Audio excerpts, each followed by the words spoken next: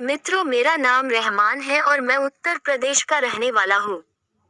आज मैं आपको मेरे मित्र के साथ घटी एक सच्ची घटना पेश करने जा रहा हूँ।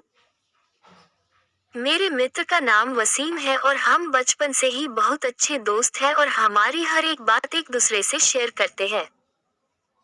हम जब कॉलेज में आए थे तब उसकी सगाई हो गई थी। वो उसकी मंगेतर से, जिसका नाम रेशमा था, से बहुत प्यार करता था और वो दोनों रात भर मोबाइल पर बातें करते रहते हैं। एक दिन की बात है, उसने मुझे बताया कि वो उसकी मंगेतर से रात को बात कर रहा था। वसीम ने उसकी मंगेतर को मिलने के लिए बोला तो उसकी मंगेतर बदली हुई आवाज में बोली, तू ज्यादा मत बोल वरना तेरे को वही दफन कर दूंगी। वसीम एक बार तो ये सुनकर चौंक गया और फिर सोचा वो शायद मजाक कर रही होंगी।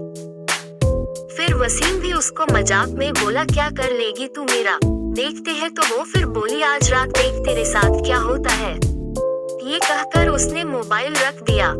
अगली सुबह जब वसीम मुझसे मिला तो वो अपनी आप बीती बताने लगा। उसने मुझे रात को फोन वाली बात बताई और उस रात उसके साथ जो हुआ वो बताया।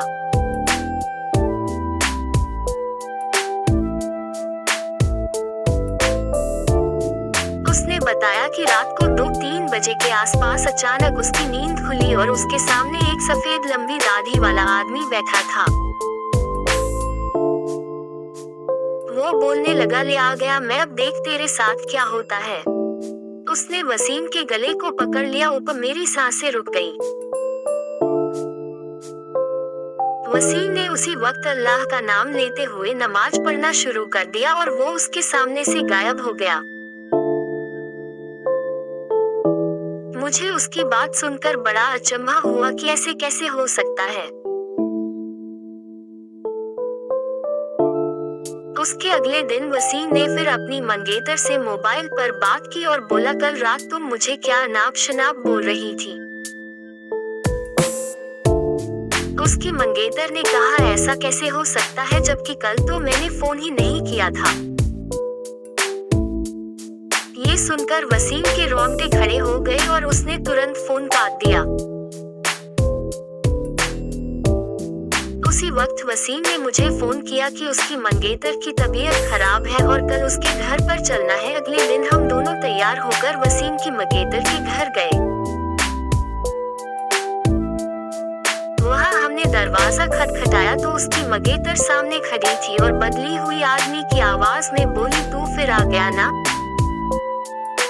तूने अगर अंदर कदम रखा तो यहीं पर तेरा जनाजा निकाल दूंगा।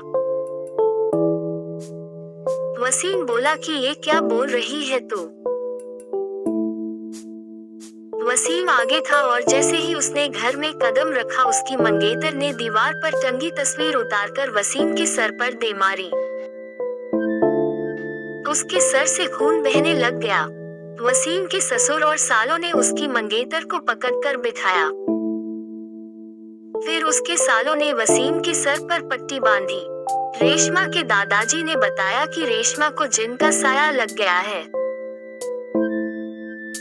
इस पर वसीम के ससुर ने उन्हें अपना मुंह बंद रखने को कहा। थोड़ी देर रुककर हम वहां से सीधे अस्पताल जाकर ढंग से पट्टी करवाई। उसके अगले ही दिन मुझे वसीम का फोन आया कि रेशमा की तबीयत बहुत खराब है और वो अस्पताल में भर्ती है। वसीम ने बाइक निकाली और हम दोनों जल्दी अस्पताल पहुंचे। वहां पर पहुंचते ही हमने डॉक्टर से रेशमा की हालत पूछी तो उसने बताया कि उसकी हालत बहुत नाजुक है, कोई असली बीमारी का पता नहीं चल पा रहा है और उसके घर वालों को डॉक्टर ने रेशमा को घर ले जाने को कहा।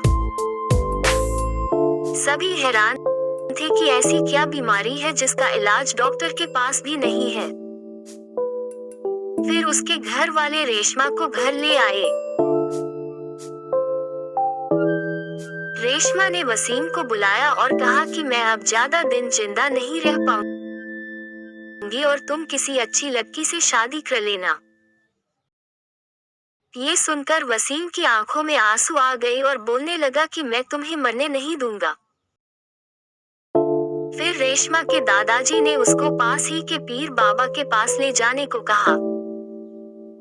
हम उसको पीर बाबा के पास ले गए और पीर बाबा ने बताया कि इसको एक बुरे जिन ने जकड़ लिया है, जिसकी वजह से वो इसके शरीर को नुकसान पहुंचा रहा है। अब बहुत देर हो गई है।